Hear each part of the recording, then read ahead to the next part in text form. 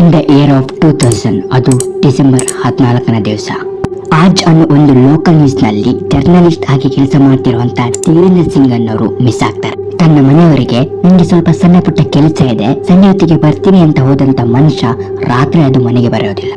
ಕೊನೆಗೆ ಮನೆಯವರು ಉತ್ತರ ಪ್ರದೇಶನ ಪ್ರಯಾಗ್ರಾಜ್ ಅನ್ನೋಲ್ಲಿ ಮಿಸ್ಸಿಂಗ್ ಕಂಪ್ಲೇಂಟ್ ಅನ್ನ ಕೊಡ್ತಾರೆ.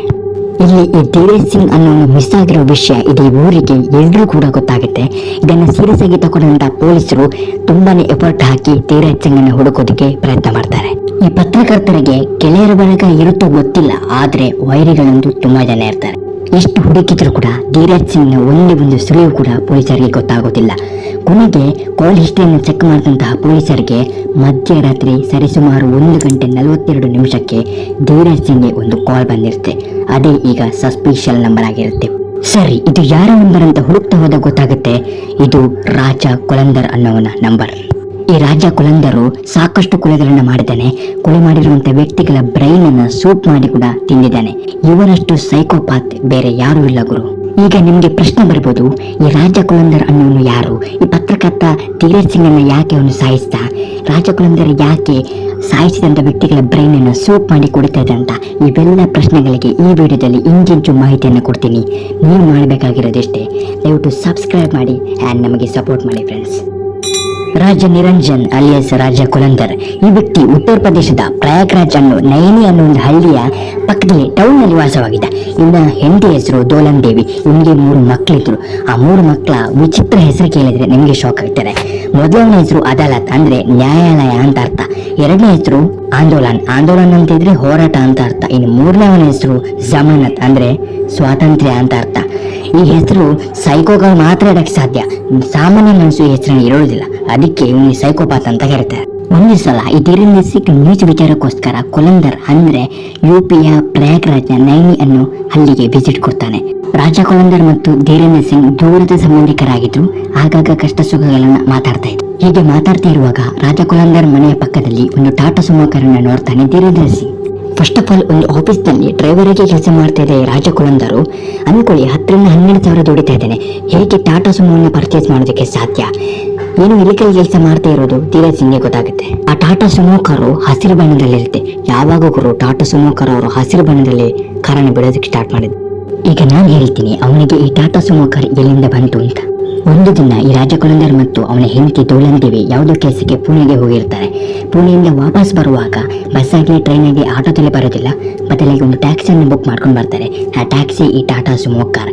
ಆ ಟ್ಯಾಕ್ಸಿ ಡ್ರೈವರ್ ಅನ್ನ ಕೊಂದು ಬಿಸಾಕಿ ಆ ಕಾರನ್ನು ಲೂಟಿ ಮಾಡ್ಕೊಂಡು ಬರ್ತಾರೆ. ಯಾರಿಗೂ ಗೊತ್ತಾಗ್ಲೇ ಇರಲಿ ಅಂತ ಗ್ರೀನ್ ರೀಪೈಂಟ್ ಅನ್ನು ಕೊಡ್ತಾರೆ. ಫೇಕ್ ನಂಬರ್ ಪ್ಲೇಟ್ ಅನ್ನು ಕೂಡ ಮಾಡ್ತಾರೆ.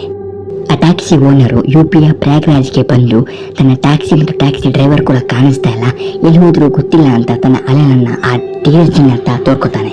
ಈ ವಿಷಯ ಧೀರೇಂದ್ರ ಸಿಂಗ್ಗೆ ಗೊತ್ತಾಗಿದ್ದ ಹಾಗೆ ಕೊಲಂದರ್ಗೆ ಕಾಲ್ ಮಾಡಿ ಹೇಳ್ತಾನೆ, ನಿನ್ನ ಎಲ್ಲ ಕಚಡ ಕೆಲಸಗಳು ಕೂಡ ನನಗೆ ಗೊತ್ತಾಗಿದೆ, ನಿನ್ನ ವಿಷಯವನ್ನು ನಾಳೆ ನ್ಯೂಸ್ ಪೇಪರಲ್ಲಿ ಪ್ರಿಂಟ್ ಮಾಡ್ತೀನಿ ಅಂತ ಹೇಳಿದಾಗ ರಾಜ ಕೊಲಂದರ್ ಹೇಳ್ತಾನೆ, ಇಲ್ಲ ಹಾಗೆಲ್ಲ ಮಾಡೋದಕ್ಕೆ ಹೋಗಬೇಡ, ನಿನ್ನಲ್ಲಿ ತುಂಬಾ ವಿಷಯ ಮಾತಾಡೋಕ್ಕಿದೆ, ನಾಳೆ ಸಿಗ್ತೀಯ ಅಂತ ಕರೆಸ್ಕೊಂಡು ರಾಜ ಕೊಲಂದರ್ ಮತ್ತು ಅಳಿಯ ದೇಸಿ ಪಿಸ್ತೂಲಿಂದ ಧೀರೇಂದ್ರ ಸಿಂಗ್ ಅನ್ನ ಸಾಯಿಸ್ತಾರೆ.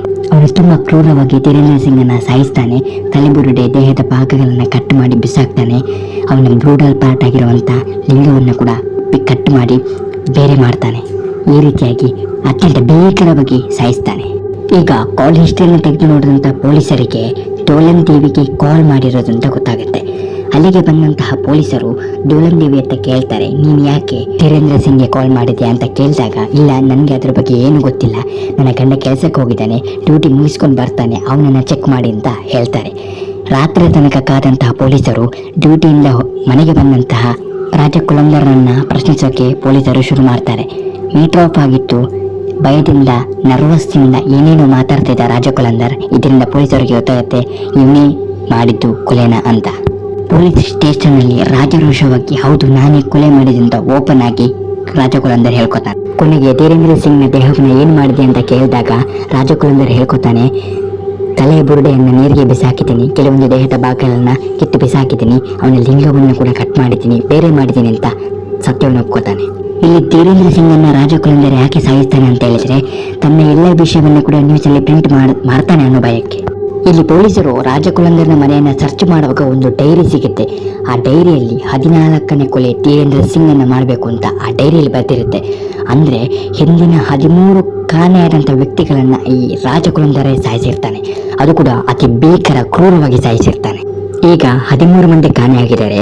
ಅಂಥವ್ರನ್ನ ಇವನು ಯಾವ ರೀತಿ ಸಾಯಿಸ್ತಾ ಇರ್ತಾನೆ ಅಂತ ಹೇಳಿದ್ರೆ, ಅವರು ಇವನ ಹತ್ರ 50,000 40,000 ರೂಪಾಯಿ ಸಾಲವನ್ನು ಪಡ್ಕೊಂಡಿರ್ತಾರೆ, ಕೊಡೋದಕ್ಕೆ ಸತಾಯಿಸ್ಕೊಂಡಿರ್ತಾರೆ. ಆಗ ಈ ರಾಜಕುಲಂದರು ಅಂಥವ್ರನ್ನ ಪಾರ್ಟಿ ಇದೆ ಅಂತ ಕರೆಸ್ಕೊಂಡು ಸಾಯಿಸಿರ್ತಿದ್ದ. ಅವರ ಬ್ರೈನನ್ನು ಸೂಪ್ ಮಾಡಿ ಕೊಡುತ್ತಿದ್ದ. ಯಾತಕ್ಕೋಸ್ಕರ ಬ್ರೈನನ್ನು ಸೂಪ್ ಮಾಡಿ ಕೊಡುತ್ತಿದ್ದ ಅಂತ ಹೇಳಿದ್ರೆ, ಅವರ ಬುದ್ಧಿವಂತಿಕೆ, ಅವರ ಶಾರ್ಪ್ ಮೈಂಡ್ ತನಗೆ ಬರುತ್ತೆ ಅನ್ನೋ ಒಂದು ಉದ್ದೇಶದಿಂದ. ಇಂತಹ ಸೈಕೋಪಾತ್ ಕಿಲ್ಲರ್ ಈಗ ಜೈಲು ಶಿಕ್ಷೆಯನ್ನು ಅನುಭವಿಸ್ತಾ ಇದೆ. ಇದಾಗಿತ್ತು ಫ್ರೆಂಡ್ಸ್ ಇವತ್ತಿನ ವಿಡಿಯೋ. ಫೈನಲಿ ಈ ವಿಡಿಯೋ ಮುಗಿಸುವಂಥ ಸಮಯ ಕೂಡ ಬಂತು. ಈ ಇನ್ಫಾರ್ಮೇಷನ್ ವಿಡಿಯೋ ನಿಮಗೆ ಇಷ್ಟ ಆಗಿದೆ ಅನ್ಕೋತೀನಿ. ಇಷ್ಟ ಆಗಿದ್ರೆ ಸಬ್ಸ್ಕ್ರೈಬ್ ಮಾಡಿ, ಆದಷ್ಟು ಜನರಿಗೆ ಶೇರ್ ಮಾಡಿ, ಲೈಕ್ ಮಾಡಿ, ಸಪೋರ್ಟ್ ಮಾಡಿ friends. And thanks for watching. ಜೈ ಕರ್ನಾಟಕ ಮಾತೆ.